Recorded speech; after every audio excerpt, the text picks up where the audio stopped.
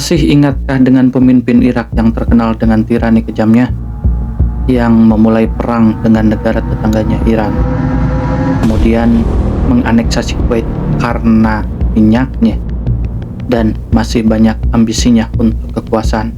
Ya betul, dialah Saddam Hussein. Akan tetapi kepemimpinannya berakhir dieksekusi. Dalam beberapa menit ke depan kita akan membahas pemimpin satu ini. Kehidupan awal Saddam, putra petani, lahir di sebuah desa dekat kota Tikrit di Irak Utara. Daerah itu merupakan salah satu daerah termiskin di negara itu, dan Saddam sendiri tumbuh dalam kemiskinan. Ayahnya meninggal sebelum ia lahir, dan ia pergi pada usia dini untuk tinggal bersama pamannya di Baghdad. Ia bergabung dengan Partai Ba'ath pada tahun 1957.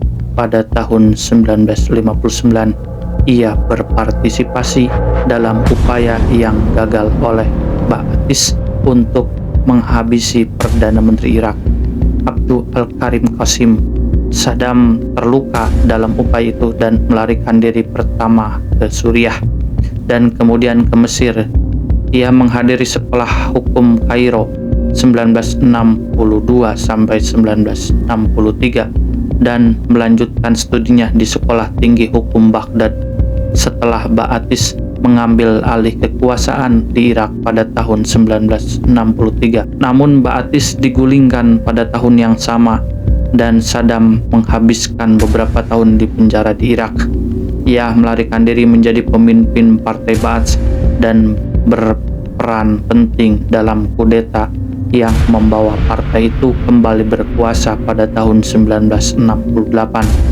Saddam secara efektif memegang kekuasaan di Irak bersama dengan kepala negara Presiden Ahmad Hassan Bakr pada tahun 1972. Ia menggerakkan nasionalisasi industri minyak Irak. Kepresidenan Saddam Hussein remaja membenamkan dirinya dalam paham ideologis nasionalis Arab anti-Inggris saat itu. Gagal menyelesaikan pendidikan sekolah menengah, Saddam bergabung dengan Partai Ba'ath di Baghdad pada tahun 1957 yang ketika itu memiliki rencana menghabisi Perdana Menteri Abdul Karim Qasim. Rencana tersebut gagal dan Saddam melarikan diri melintasi padang pasir dengan menunggang keledai ke Mesir.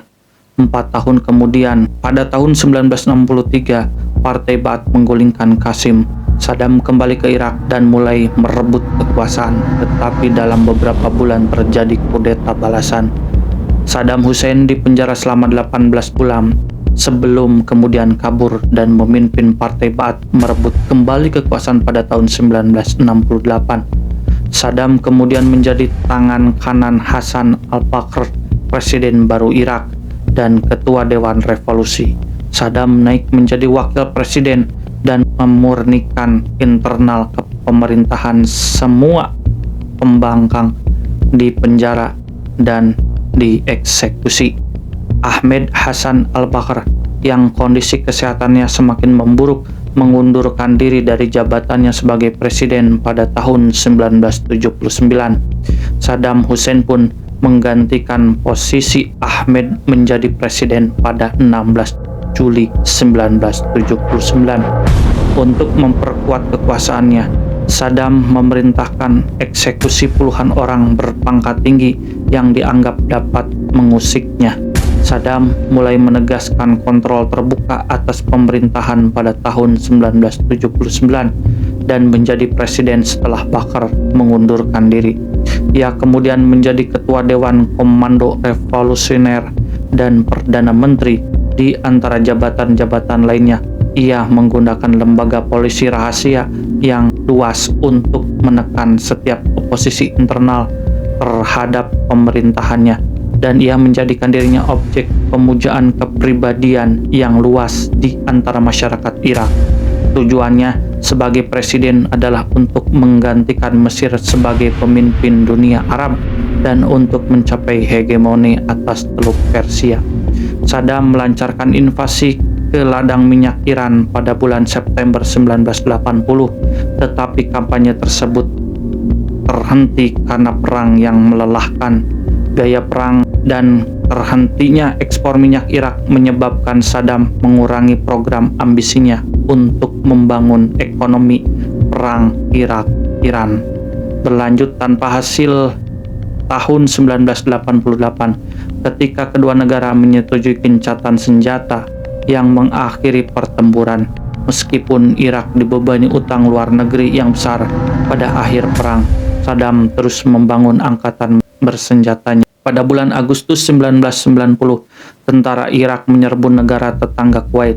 Saddam tampaknya bermaksud menggunakan pendapatan minyak negara itu yang besar untuk mendukung ekonomi Irak. Tetapi pendudukannya atas Kuwait dengan cepat memicu embargo perdagangan di seluruh dunia terhadap Irak.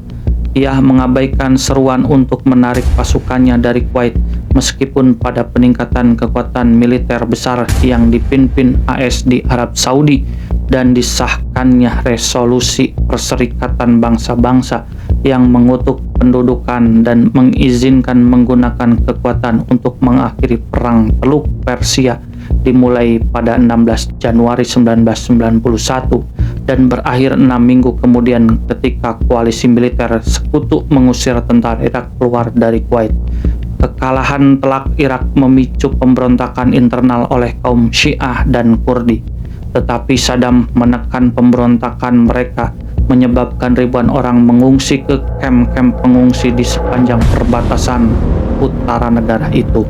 Ribuan orang lainnya dihabisi.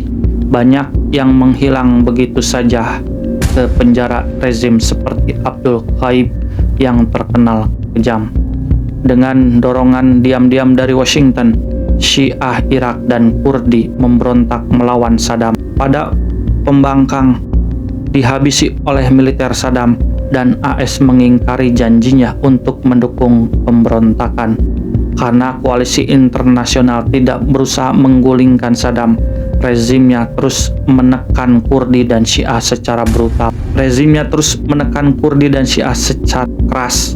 Meskipun Saddam selamat dari upaya kudeta tahun 1992 sampai 1993 dan pembelotan besar-besaran pada 1995, sanksi PBB membuat Irak sebagai kekuatan besar di Teluk jadi meredup. Namun Perserikatan Bangsa-Bangsa gagal memaksa Saddam untuk mematuhi serangkaian resolusi khusus yang mewajibkan Irak untuk menghancurkan cadangan nuklir, kimia, dan biologi, serta fasilitas penelitiannya di bawah pengawasan. Selama medio 1990-an, Saddam berulang kali menentang Dewan Keamanan atas implementasi resolusi-resolusi ini. Semuanya memuncak setelah terjadinya tragedi 9/11. Hal itu membuat Saddam Hussein yang memuji serangan tersebut sebagai tindakan heroik menjadi sasaran utama perang melawan terorisme oleh Presiden AS ketika itu, George Washington Bush. Pada November 2002, PBB mengesahkan resolusi 1441 yang menuduh Irak melanggar resolusi Dewan Keamanan mengenai perlucutan senjata non-konvensional dan memperingatkan bahwa Irak akan menghadapi konsekuensi serius sebagai akibat dari pelanggaran kewajiban yang berkelanjutan. Saat Saddam terus menentang peringatan tersebut, Amerika Serikat bersama dengan sekutunya melancarkan serangan yang dengan cepat menggulingkan rezim Ba'ath Irak. Saddam sendiri berhasil melarikan diri dan tetap bersembunyi selama beberapa waktu, namun akhirnya berhasil ditangkap dan dimasukkan ke dalam penjara sambil menunggu pengadilan kejahatan perang oleh pemerintah terpilih secara demokratis pertama dalam sejarah Irak. Sebagai bagian dari perjanjian gencatan senjata dengan PBB, Irak dilarang memproduksi atau memiliki senjata kimia, biologi, dan nuklir. Sejumlah sanksi dijatuhkan pada negara tersebut sambil menunggu kepatuhan, dan sanksi tersebut menyebabkan gangguan ekonomi yang parah. Penolakan Saddam yang terus-menerus untuk bekerja sama dengan inspektur senjata PBB menyebabkan serangan udara selama 4 hari oleh Amerika Serikat dan Inggris Raya. Pada akhir tahun 1998, Operasi Desert Fox Kedua negara mengumumkan bahwa mereka akan mendukung upaya oposisi Irak untuk menggulingkan Saddam yang rezimnya semakin kejam di bawah sanksi PBB, tetapi pemimpin Irak tersebut melarang inspektur senjata PBB memasuki negaranya. Sementara itu, menjadi jelas bahwa Saddam sedang mempersiapkan salah satu putranya, Uday atau Qusay, untuk menggantikannya. Keduanya diangkat ke posisi senior dan keduanya mencerminkan kejamnya ayah mereka. Selain itu, Saddam terus memperkuat kendalinya di dalam negeri, sementara ia bersikap sangat menentang dan anti-Amerika dalam retorikanya. Meskipun semakin ditakuti di dalam negeri, Saddam dipandang oleh banyak orang di dunia Arab sebagai satu-satunya pemimpin regional yang bersedia melawan apa yang mereka lihat sebagai agresi Amerika. Setelah serangan 11 September di Amerika Serikat, pada tahun 2001, pemerintah AS yang menyatakan bahwa Saddam mungkin menyediakan senjata kimia atau biologis kepada kelompok teroris, berupaya memperbarui proses pelucutan senjata. Meskipun Saddam mengizinkan inspektur senjata PBB untuk kembali ke Irak pada bulan November 2002, kegagalannya untuk bekerja sama sepenuhnya dengan penyelidikan tersebut membuat Amerika Serikat dan Inggris Raya frustrasi dan menyebabkan mereka menyatakan berakhirnya diplomasi. Pada 17 Maret 2003, Presiden AS George Washington Bush memerintahkan Saddam untuk mengundurkan diri dari jabatannya dan meninggalkan Irak dalam waktu 48 jam atau menghadapi perang. Ia mengindikasikan bahwa bahkan jika Saddam meninggalkan negara itu, pasukan AS mungkin diperlukan untuk menstabilkan pemerintahan baru dan mencari senjata pemusnah massal. Ketika Saddam menolak untuk pergi, pasukan AS dan sekutu melancarkan serangan terhadap Irak pada tanggal 20 Maret. Serangan pembuka dari Perang Irak adalah serangan pesawat AS terhadap kompleks bunker tempat Saddam diduga bertemu dengan bawahannya.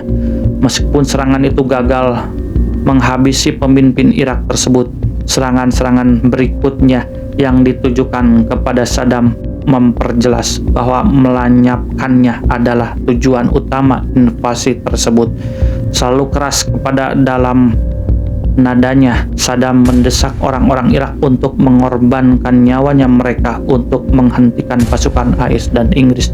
Tetapi perlawanan terhadap invasi tersebut segera runtuh, dan pada tanggal 9 April, hari ketika Baghdad jatuh ke tangan tentara AS, Saddam melarikan diri untuk bersembunyi. Ia membawa serta sebagian besar perbendaharaan nasional dan awalnya dapat menghindari penangkapan oleh pasukan AS. Putra-putranya Uday dan Qusay terpojok habis di Mosul pada tanggal 22 Juli, tetapi baru pada tanggal 13 Desember Saddam akhirnya ditangkap. Pemimpin yang dulunya necis itu ditarik acak-acakan dan kotor dari tempat persembunyiannya, bawah tanah kecil di dekat sebuah rumah pertanian di sekitar Tikrit. Meskipun ia bersenjata, Saddam menyerah kepada tentara AS tanpa melepaskan satu tembakan pun. Pengadilan dan eksekusi. Pada bulan Oktober 2005, Saddam diadili di hadapan Pengadilan Tinggi Irak, sebuah pengadilan panel yang dibentuk untuk mengadili para pejabat pemerintah Irak sebelumnya.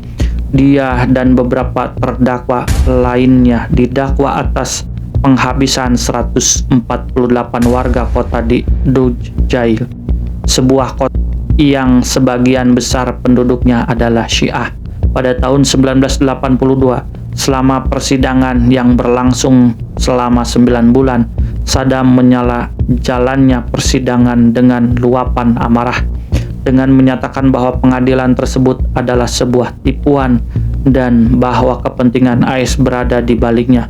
Pengadilan tersebut akhirnya ditunda pada bulan Juli 2006 dan menjatuhkan putusan kepada bulan November.